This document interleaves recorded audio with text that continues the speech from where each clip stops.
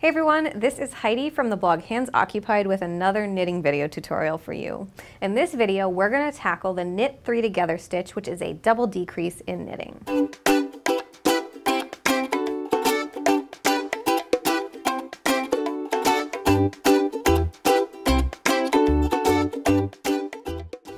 To work a knit 3 together decrease, which is a double decrease in knitting, you're going to need to work your row until the point where you're ready to work your decrease. I'm going to stop 4 stitches before the end of my row so I can have 3 stitches over which to work my double decrease and then 1 stitch to frame out the edge so it lays nice and neat.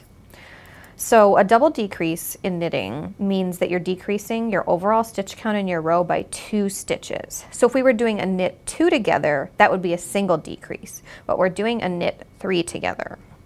So if you've done a knit 2 together before, you can definitely do a knit 3 together.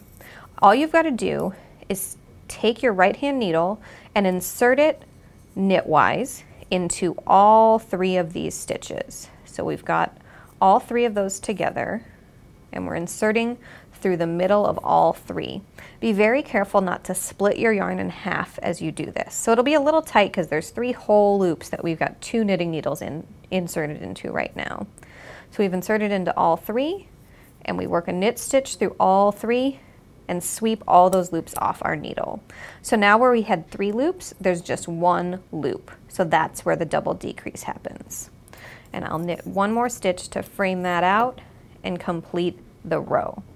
So as you can see, much like a knit 2 together, this is a right leaning decrease, and again we've decreased from 3 stitches down to 1.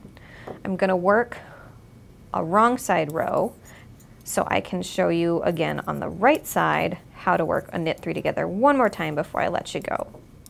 So we're knitting all the way, we're purling all the way across this wrong side row, and then when we get to the other side, the right side of our work again, we are going to work until, for my demonstration's sake, I'm going to work until there are 4 loops remaining on my left hand needle. So there's 1, 2, 3, 4, and now I'm going to do my knit 3 together.